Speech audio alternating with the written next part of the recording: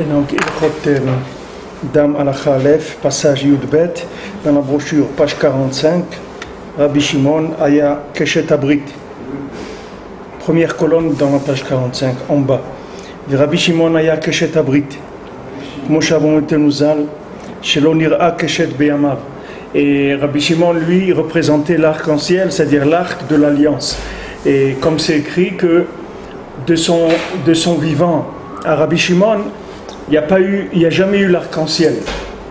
Parce que quand on voit l'arc-en-ciel, les gens ils croient que l'arc-en-ciel c'est beau, mais les maasé, l'arc-en-ciel c'est pas très beau.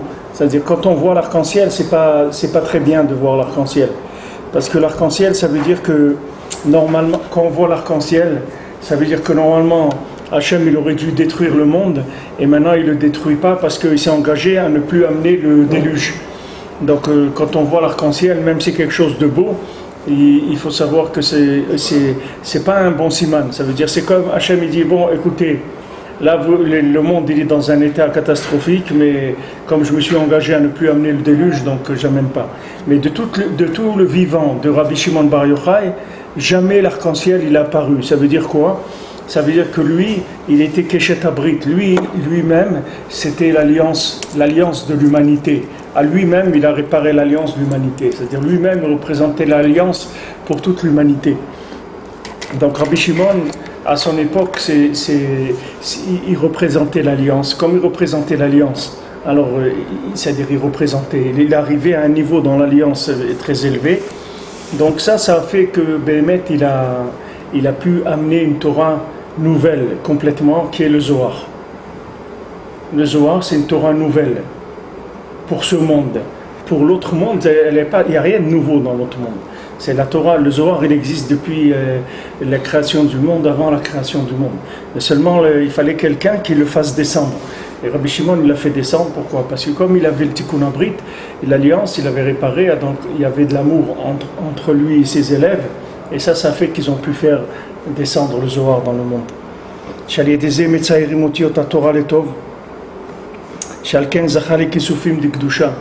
a été zoché Rabbi Shimon d'avoir des kisufim de Kedusha, c'est-à-dire d'avoir des vouloirs positifs, de vouloir du bien. Et quand on veut le bien, alors on dessine les lettres de la Torah en bien, c'est-à-dire on écrit la Torah en bien. Que ça, c'est le principal de la révélation de la Torah.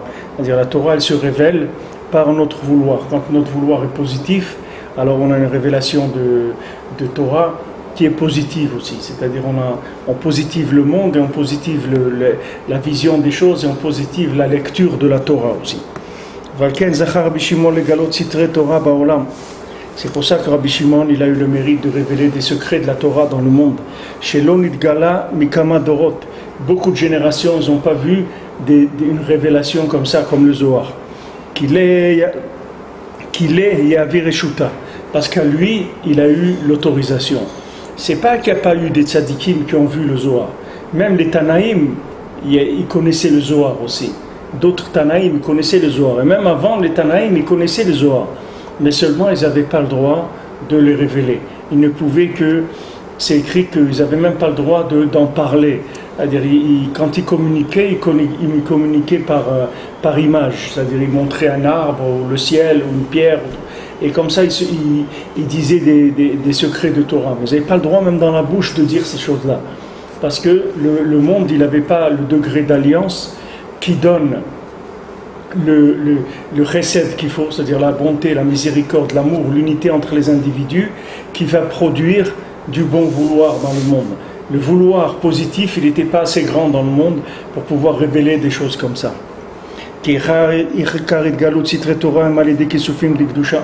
Parce que tous les secrets de la Torah, ils se révèlent principalement par du vouloir positif, de vouloir de bonnes choses.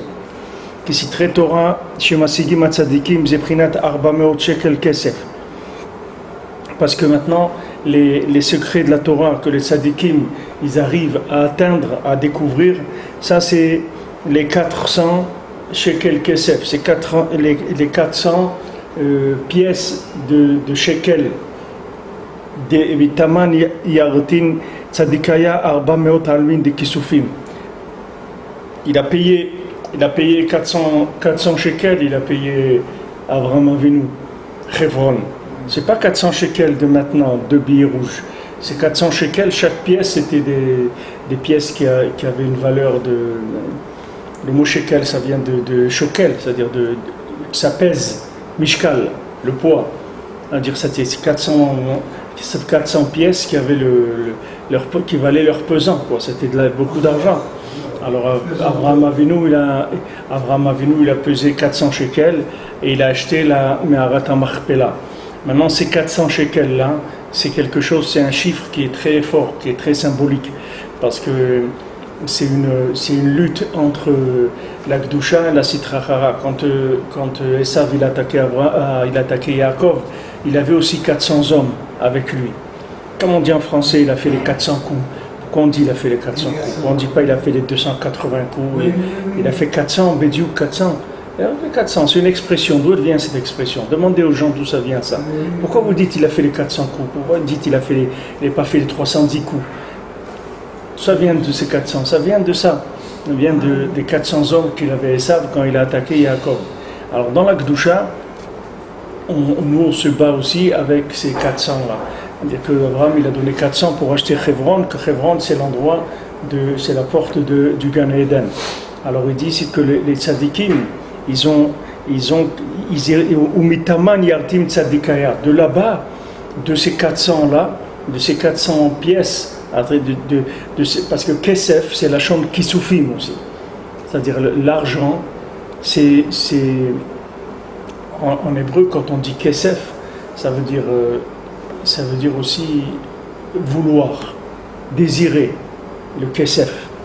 Alors, il y a la même chose que l'argent, c'est quelque chose qui permet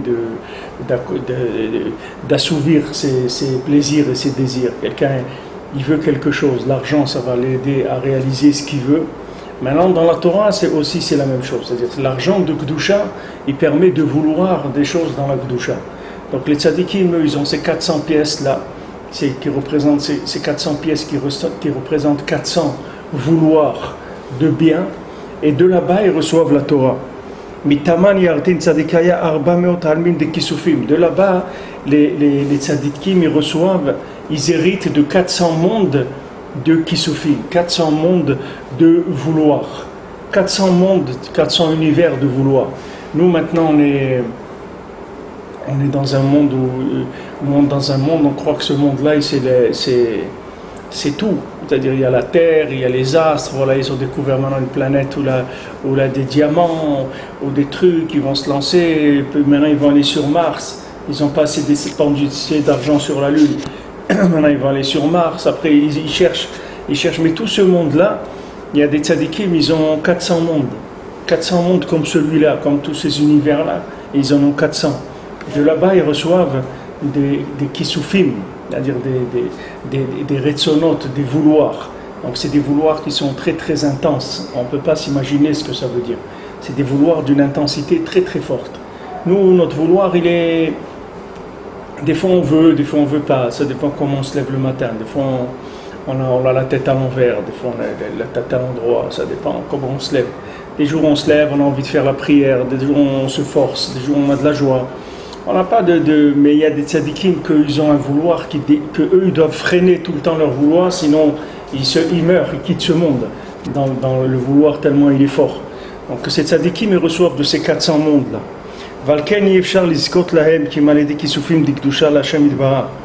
C'est pour ça que maintenant on ne peut arriver à ce vouloir-là, c'est-à-dire à se brancher sur ces 400 mondes-là, de vouloir que si nous-mêmes on a des vouloirs de Gdusha vers Hachem.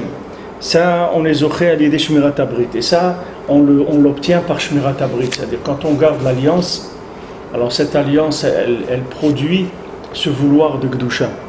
J'ai des Edaïka Zochem ici très Torah, que précisément, grâce à ça, on les aurait de révéler des secrets de la Torah. Prinat Arba Meot Almin de Kisufim, qui sont des 4 mondes de Kisufim. Des Himtik Vetiken Tokef Adamim, Prinat Dinim, Shint Arzu Betalmide Rabbi Akiva.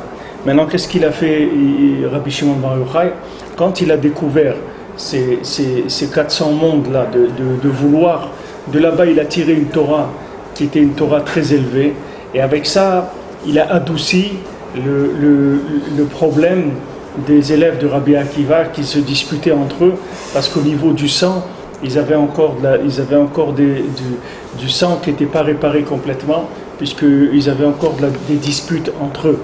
Donc Rabbi Shimon, il a attiré une Torah, que cette Torah-là, elle a permis d'adoucir le sang des élèves de Rabbi Akiva.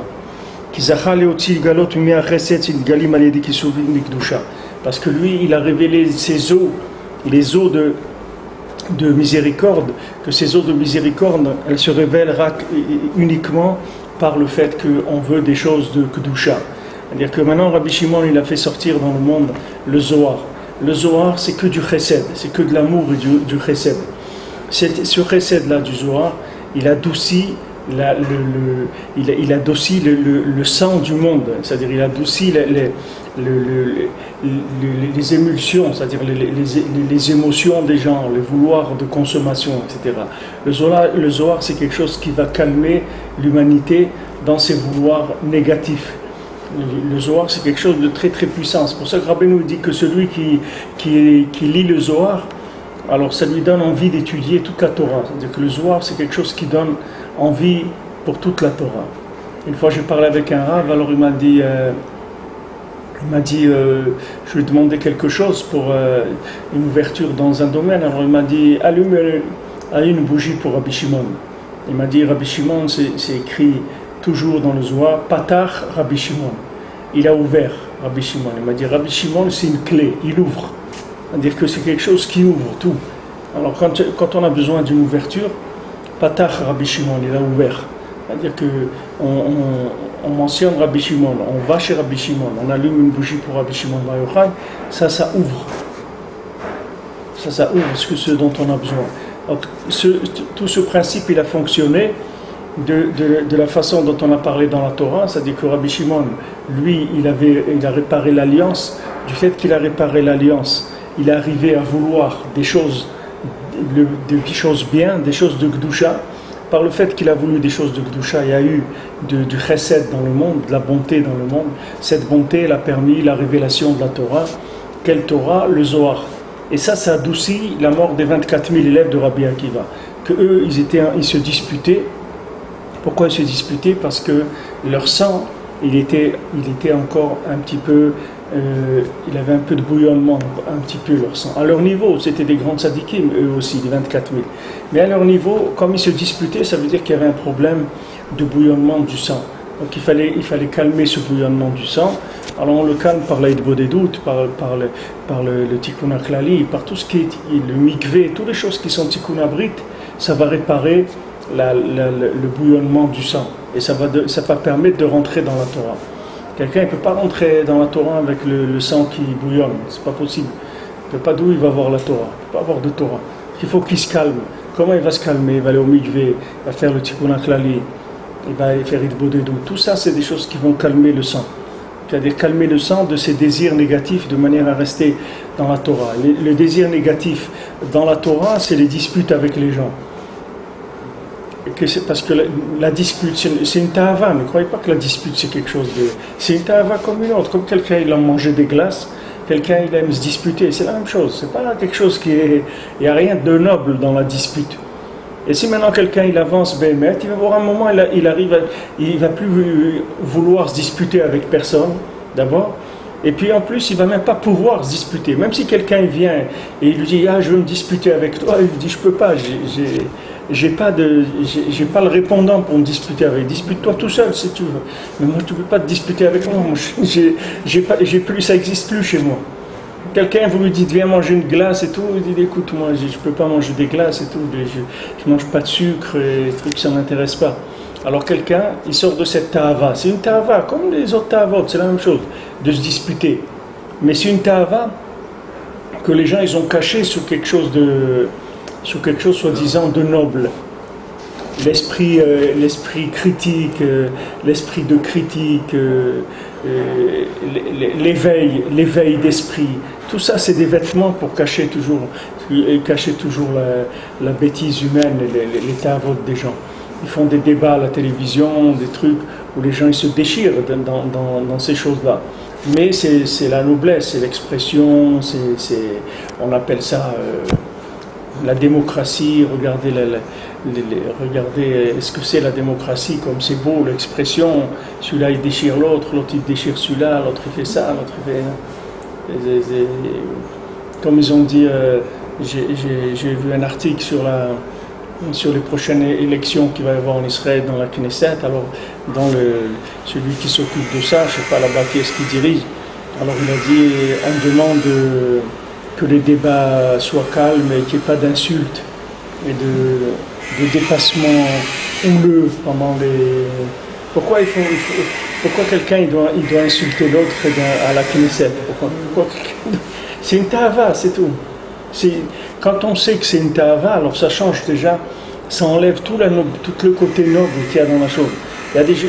La société, elle a voulu rendre noble cette attitude-là, en disant, voilà, c'est quelqu'un qui croit dans ses idées, il affirme ses idées, regardez-le, il a crié, moi quand j'étais au Beddin une fois ici, alors, quelqu'un il a menti, il a raconté, il a inventé toute une histoire, et moi je disais au Beddin, non c'est pas vrai, c'est pas comme ça. Alors le Beddin il m'a condamné à moi. Alors après quand j'étais voir les rabbinim pour leur dire, mais je vous ai expliqué, c'est évident que qu'il ment et tout. Il dit non, pourquoi tu cries pas? Lui il criait et toi tu cries pas. J'ai dit moi j'ai pas appris à crier, moi je sais pas crier. Moi, je ne crie pas, je parle, c'est tout. J'ai dit, si on est dans un zoo, alors on va crier, mais je pensais qu'ici, on était entre des êtres humains, alors on parle. Je vous ai expliqué, ça ne suffit pas, il faut crier. Parce que si quelqu'un crie, ça veut dire qu'il a raison. Comme ça dans le monde, il faut crier. Tu vas faire un papier, et maintenant on ne veut pas te le donner, alors tu cries, on va te le donner. Tu ne cries pas, on ne te le donne pas. Alors maintenant, ce sont des méthodes, et ces méthodes-là, c'est des méthodes qui sont rentrées dans la société par des gens qui sont des grands consommateurs de la ta'ava, de la dispute. C'est une ta'ava, il faut bien le classer. Rabbi Nathan dit dans l'écouter et Tfilot, c'est une ta'ava, c'est-à-dire que l'homme il a la ta'ava de se disputer, et ça a l'air de quelque chose de noble, mais c'est pas noble du tout. C'est aussi grave, et c'est plus grave même que toutes les ta'avot. Excusez-moi, c'est faire un midat, c'est celui qui aime se disputer, c'est qu'il aime voter. Celui qui aime se disputer, ouais, c'est vrai. C'est vrai, ça vient des fautes. C'est-à-dire que quelqu'un qui aime la machloket, ça veut dire que Béhémet, il aime la faute. Parce que le principe de la dispute et de la machloket, Béhémet, c'est le principe de la dispute avec Hachem dans la racine, c'est-à-dire qu'il y a des nerfs, il y a quelque chose qui ne marche pas dans le rapport avec Hachem. Et ça uniquement se révèle dans la dispute avec les individus. Mais c'est quelque chose qu'il faut enlever. Quelqu'un qui se dispute tout le temps et tout, il faut savoir que c'est sûr qu'il a des problèmes dans l'alliance, c'est sûr qu'il y a des problèmes dans beaucoup de choses. Il faut prier pour qu'Hachem il enlève cette ta'ava. Alors maintenant, les élèves de Rabbi Akiva, ils avaient ce problème-là, c'est-à-dire qu'ils se sont disputés entre eux. Et maintenant Rabbi Shimon il est venu et lui il a fait que sa yeshiva elle était basée que sur l'amitié. Il a dit notre yeshiva elle est basée sur l'amitié, s'il n'y a pas de dispute. Et avec ça il a amené la Torah qui s'appelle le Zohar. C'est Prinat Lag Baomer, Prinat Maïm. C'est ça le principe de Lag Baomer, le 33e jour du Homer, qui est un principe d'eau. Prinat Galot et Iliot, Goulot Iliot ve Goulot Tartiot.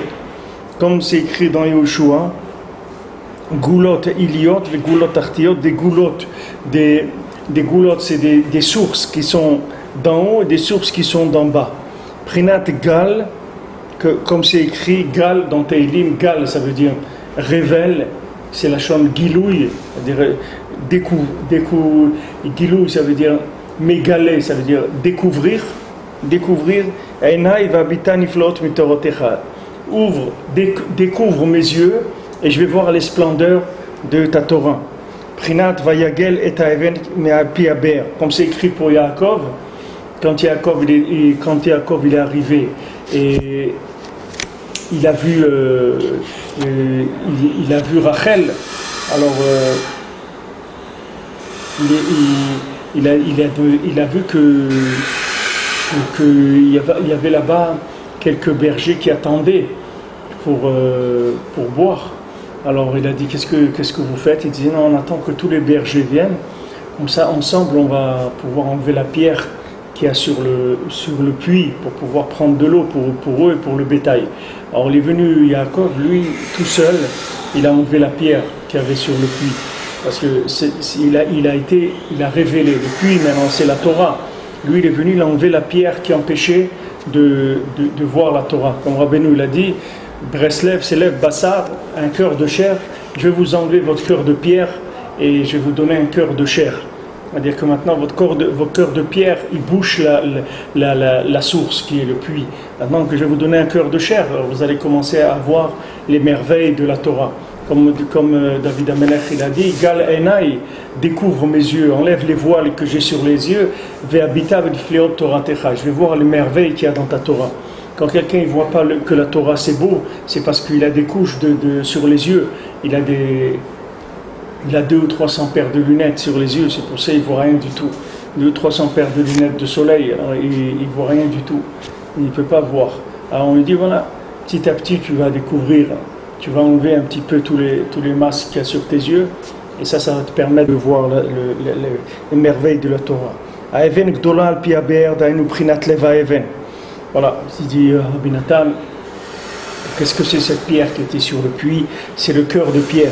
Shaya munach al pi habe'er, ti al yedeze al yede shena adam mesalek menu chas v'shalom libo even. Il dit maintenant, quand l'homme il n'enlève pas de lui son cœur de pierre, al yedeze no yechol lish'or ma'im chaim mibe'er ha'elyon. Alors il ne peut pas recevoir de l'eau vivante du puits céleste. Il y a un puits céleste, il y a un puits dans le ciel. C'est le puits de Myriam. Myriam, elle a amené le puits dans le Ham Israël. Elle a amené tous les secrets de la Torah. Maintenant, ce puits de Myriam, il existe toujours. Ce n'est pas un puits qui a une adresse. C'est un puits qui circule dans tous les univers. Alors on dit que Motzei Shabbat, il faut prendre de l'eau nouvelle. Si on veut se faire par exemple un thé ou un café, il ne faut pas prendre l'eau du Shabbat qui est restée du Shabbat. On n'utilise pas l'eau qui est restée du Shabbat. On prend de l'eau nouvelle, Motzei Shabbat. Toujours, on prend au robinet de la nouvelle eau. Même si on veut voir un verre d'eau chaude ou un truc, on ne prend pas de l'eau de Shabbat, on l'utilise pour la vaisselle ou autre, on n'utilise pas pour boire. Pourquoi? Parce que Motzei Shabbat, il y a le puits de Myriam qui se promène dans toutes les eaux potables du monde. C'est le moment où il se promène. Et si quelqu'un goûte rien qu'une goutte de ce puits-là, toute la Torah entière, elle se révèle à lui. Donc il faut prier Motzei Shabbat quand on ouvre le robinet pour prendre de l'eau. Il faut demander à Kadosh Baruch Hu, fais-moi goûter du puits de Myriam. Donne-moi le srout que dans cette eau-là, il y ait de l'eau du puits de Myriam. Comme je vous ai dit, le Harizal, quand il a révélé les secrets de la Torah à Rabbi Chaim Vital, il l'a emmené dans le lac de Tibériade. Et à un moment, il lui a pris un verre d'eau. Il lui a dit voilà, prends un verre d'eau. Quand il a pris ce verre d'eau, il a bu. Après, tous les secrets de la Torah ils sont révélés à lui. Alors maintenant, chacun individuellement, c'est la même chose. Chacun, il a un puits de Torah.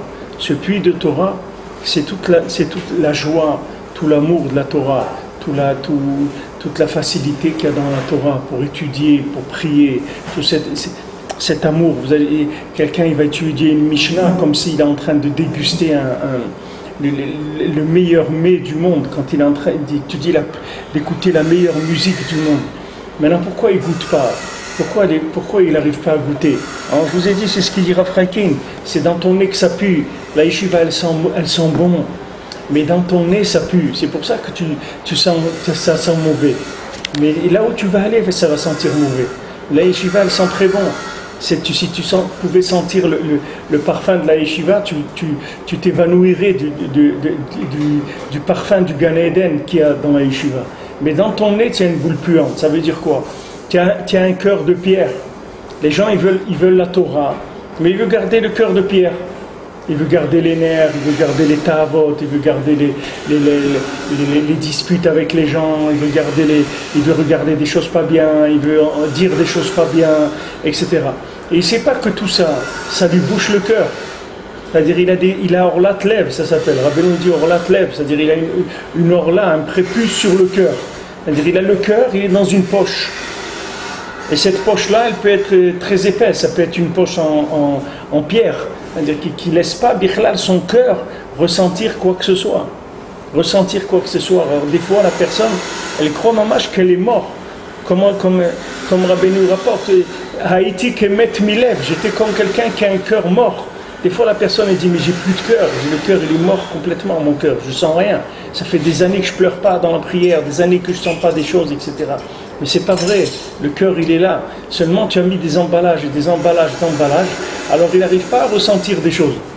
Alors, il faut que maintenant, tu demandes à Yaakov qu'il t'enlève la pierre qu'il y a sur le puits. Il faut que tu demandes à Yaakov qu'il enlève la pierre qu'il y a sur le puits.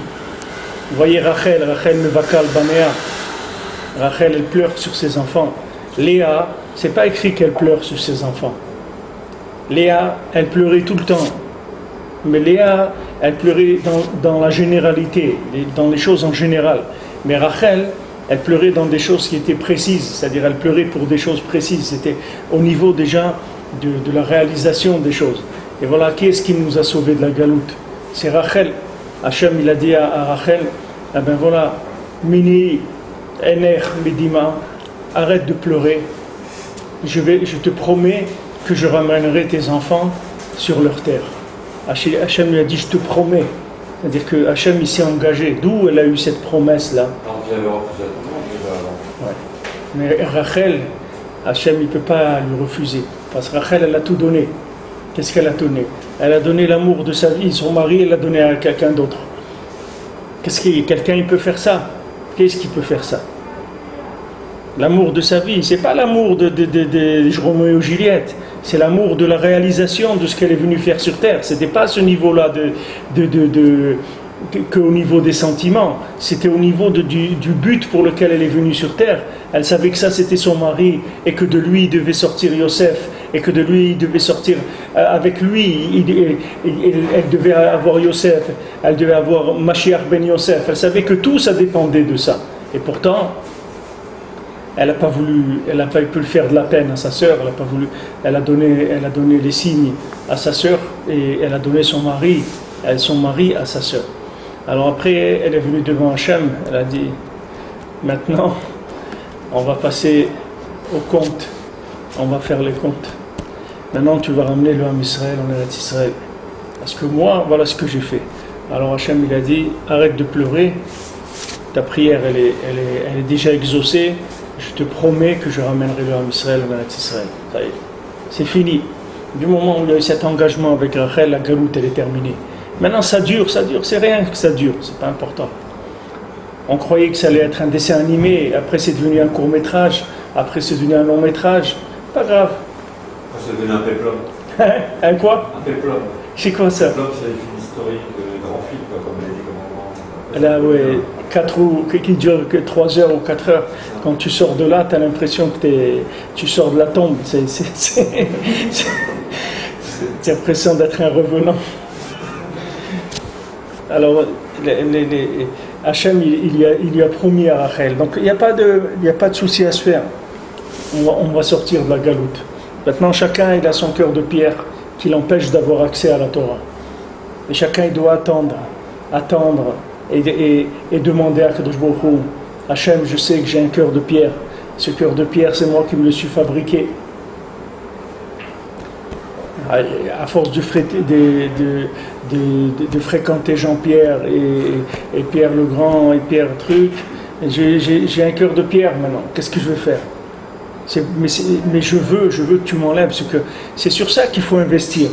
Les gens, ils essayent de faire la Torah avec le cœur de pierre. Et c'est dur pour eux. Et ils s'énervent.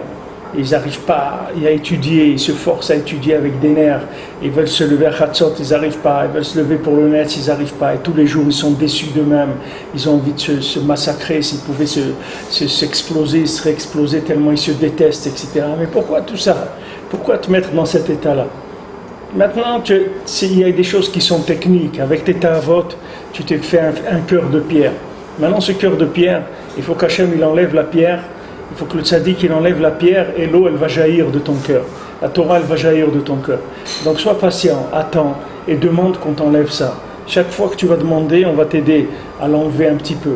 Des fois il y a une petite goutte qui va passer à travers la pierre, tu vas goûter un goût de Gan Eden. Tu vas dire ah c'est merveilleux Hachem, merci, merci mon Dieu, merci mon Dieu. Tu vas étudier avec plaisir, tu vas faire tout avec un plaisir extraordinaire, la prière, l'étude, etc. Ça vient quand tu as un petit peu bougé la pierre. Il y a un peu d'eau qui est passée. Mais sache qu'on peut t'enlever le cœur de pierre complètement. Rabbeinu l'a dit, moi je vous enlever le cœur de pierre. Ce cœur de pierre, je vais vous l'enlever. Alors il dit ici,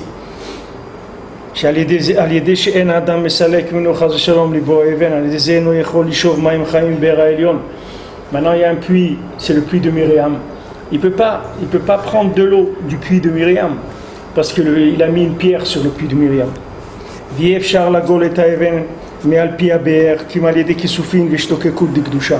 Et maintenant on ne peut enlever la pierre qui se trouve sur le puits qu'avec des désirs, des languissements, des vouloirs de Gdusha. C'est ça, on ne peut pas aller rentrer dans la Torah avec le cœur de pierre, c'est pas possible.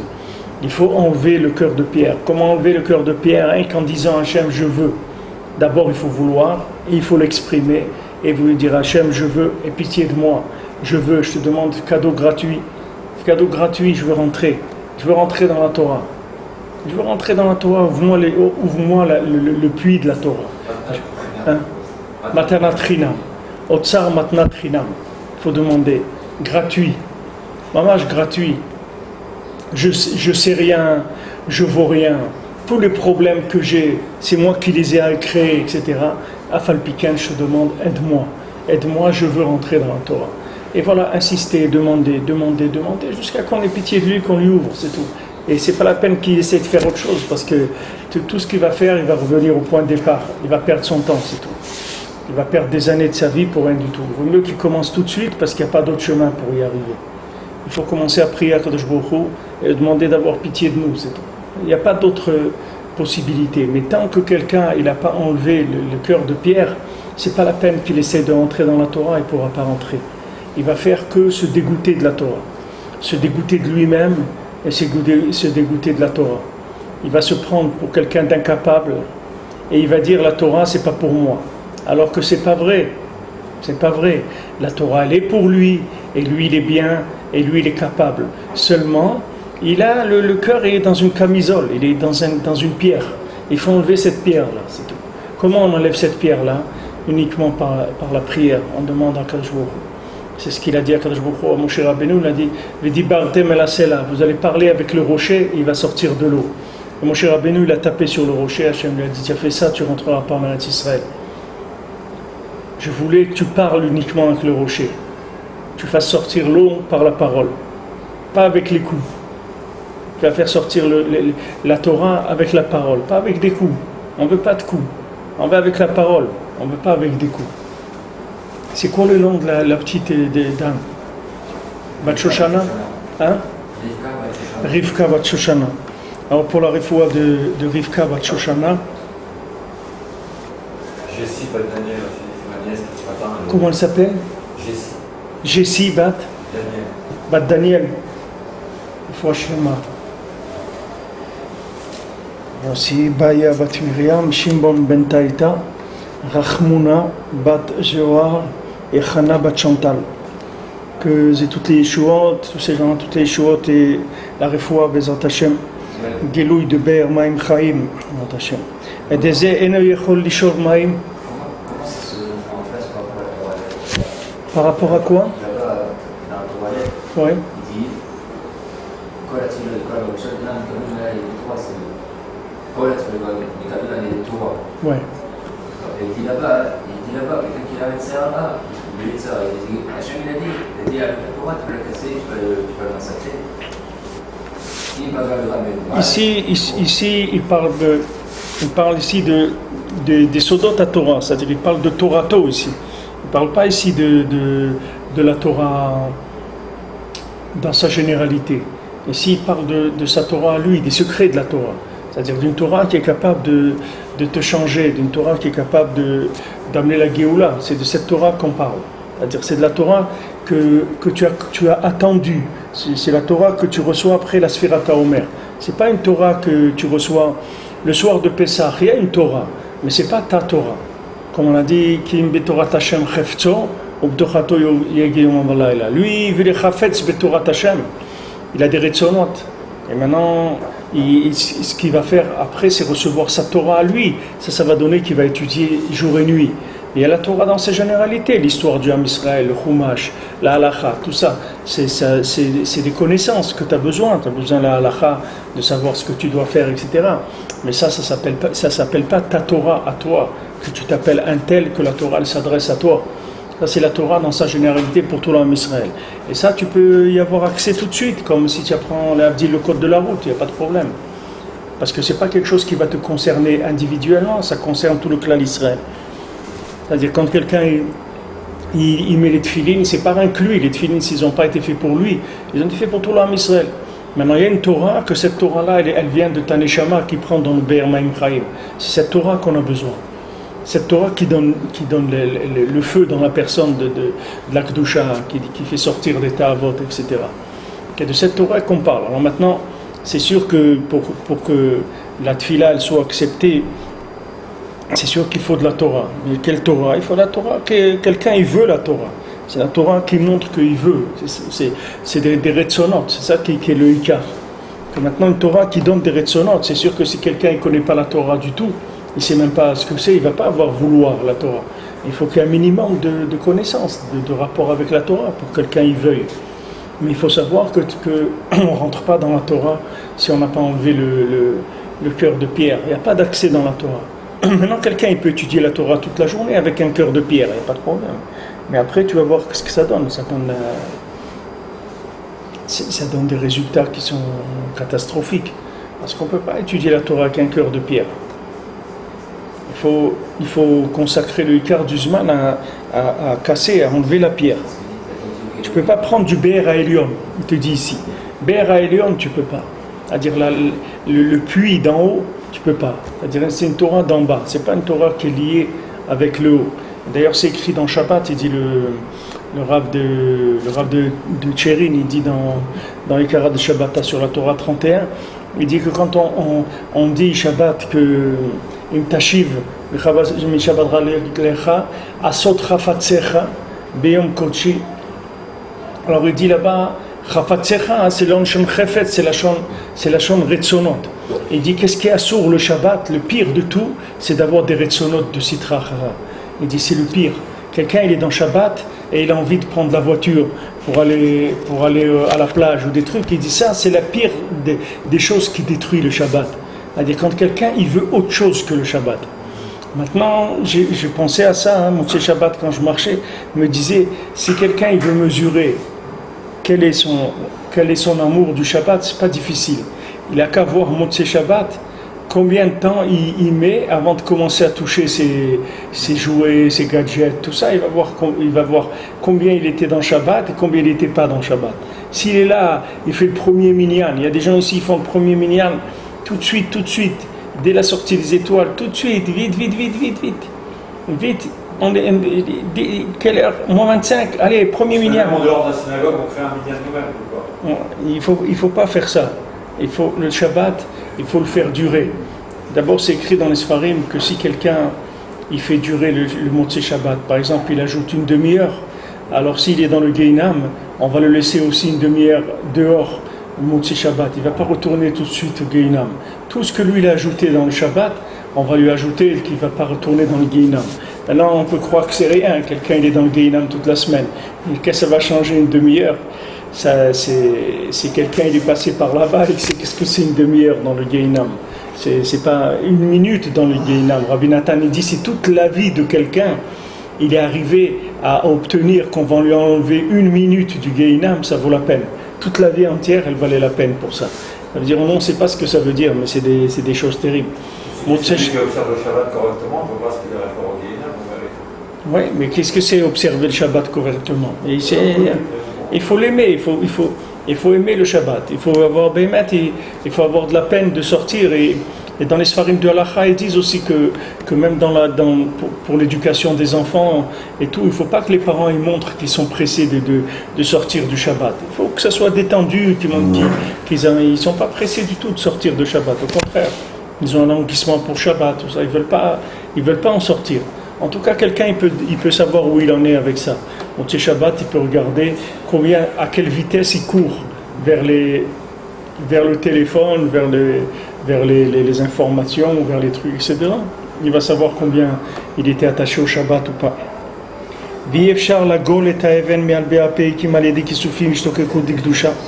Maintenant, quelqu'un ne peut pas enlever la pierre qu'il y a sur le puits que s'il a des vouloirs positifs. Il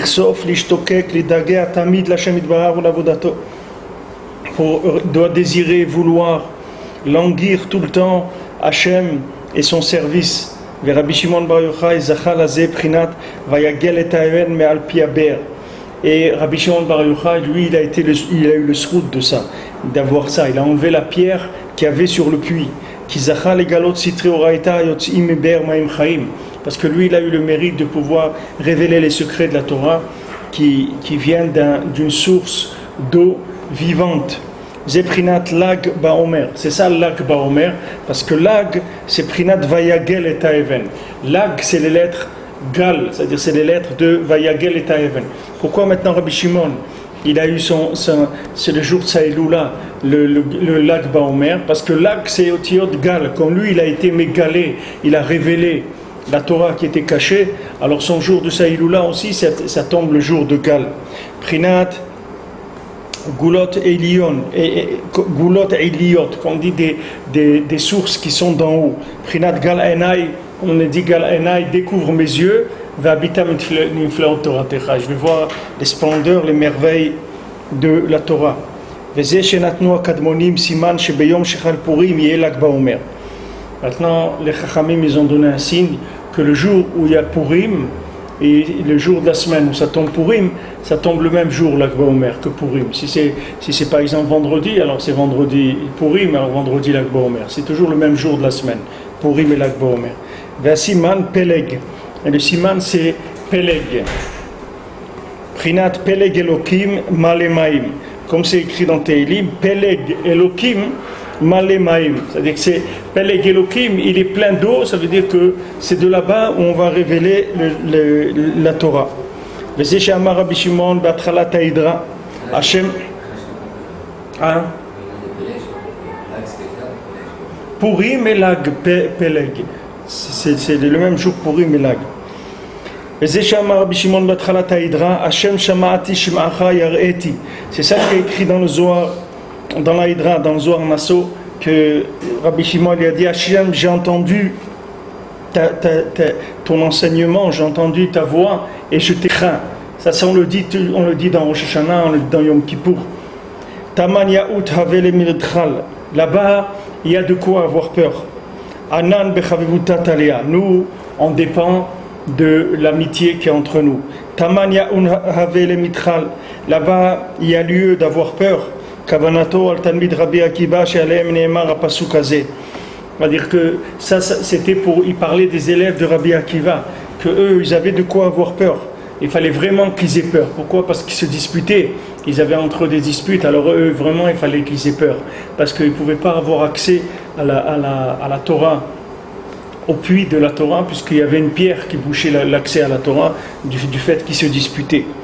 כוונתו על תלמידי רבי עקיבא שעליהם נאמר הפסוק הזה, כמו שאמרו את נוזל ומובא בדברי נוזל, היינו שעיקר הפגם של תלמידי רבי עקיבא היה מחמד שלא היה ביניהם אהבת חסד. Tout le problème qu'il y avait entre les élèves de Rabbi Akiva, c'est qu'il n'y avait pas entre eux de l'amour et de l'amitié, de la bonté, de la miséricorde.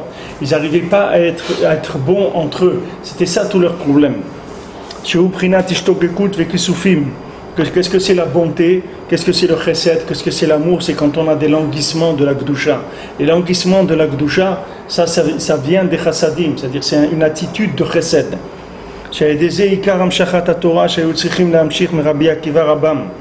C'est ça, c'est que comme ça qu'ils allaient attirer la Torah qui devait faire descendre à travers le Rav qui était Rabbi Akiva, puisqu'on dit Rabbi Akiva, il était comme Moshe Rabbeinu. Et il devait faire descendre une nouvelle Torah dans le monde que Rabbi Akiva il avait en stock, mais il ne pouvait pas leur livrer tant qu'ils n'avaient pas cet amour entre eux qui leur donnerait la possibilité d'avoir accès à l'eau du puits. Lui, il avait Rabbi Akiva, ce n'était pas un problème. Lui, il avait de la Torah qu'il fallait. Mais eux, comme ils avaient des disputes entre eux, ils n'ont pas pu avoir accès à cette Torah.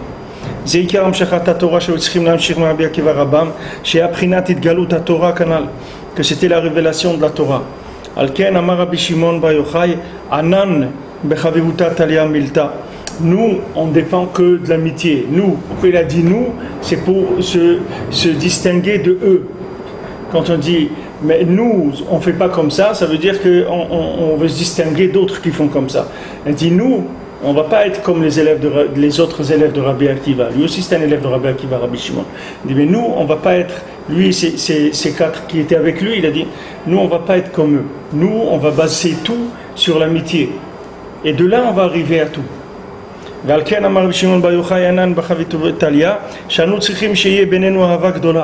on doit faire qu'il y ait un grand amour, une grande amitié entre nous. Jésus a écart que ça c'est le principal. Si on voit les élèves du Harizal, combien de fois il leur a dit faites attention qu'il y ait entre vous beaucoup d'amour, beaucoup d'amitié. Et une fois, le Harizal, il a réuni ses élèves, et Erev Shabbat, il a dit, on va passer Shabbat à Jérusalem. Et ça y est, c'est la Géoula. Mashiach vient. Alors, on va voir ce qu'il dit Rabbi Nathan.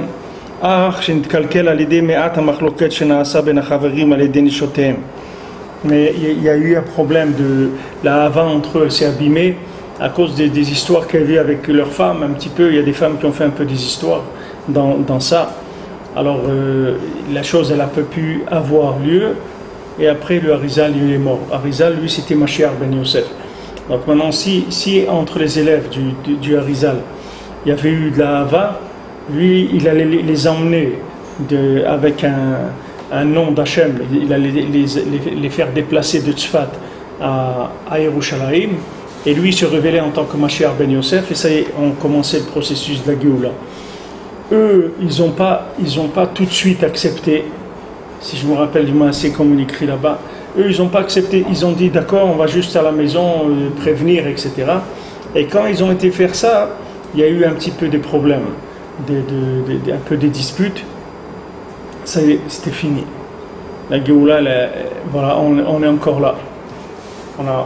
On attend encore depuis cette époque-là. C'est quand même pas mal d'années. Le Harizal, c'est beaucoup de temps. C'est pas 10 ans ou 20 ans. C'est des siècles et des siècles et des siècles qui sont passés depuis. Pour vous voyez, ça dépend pas de grandes choses. Ça dépend de petites choses. C'est pas des grandes choses. Des fois, quelqu'un peut être très proche de sa Géoula, de Pratit, même à lui. Et pour une petite histoire, un petit truc, ça y est, la chose, elle s'en va. Et c'est quelque chose de grand, c'est quelque chose d'énorme. Et heureusement, lui-même, il ne se rend même pas compte de ce qu'il a raté, sinon il ne pourrait même pas vivre. Mais les choses, elles se passent comme ça. Et tous les jours, il y a ça. C'est pas une fois dans la vie. Hein? Comme une quoi? Ouais, comme le Ben Meller. À chaque fois, qui me hâte, il croit que... Et après, il tombe. Après, il est reparti pour un tour de circuit, combien de temps, on ne sait pas. Mais tous les jours, il y a ça. C'est pas une fois par an. Tous les jours, il y a c'est la même chose.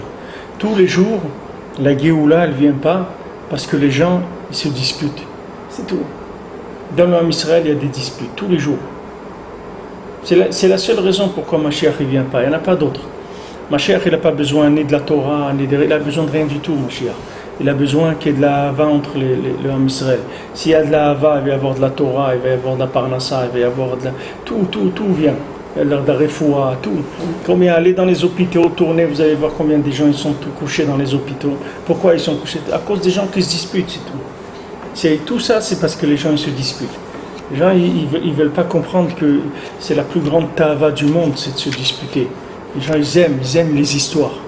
Alors, qu'est-ce qu'il a fait celui-là? Ben, tu as vu ce qu'il a fait? Ben, tu as vu ça? Et mais qu'est-ce qu'il a besoin de ça? Qu'est-ce qu'il a besoin de ça? Non, je veux savoir. Alors, en fin de compte, alors ils ont divorcé ou pas? Qu'est-ce qui s'est passé? Qu'est-ce que ça te regarde? Qu'est-ce que ça te regarde? Qu'est-ce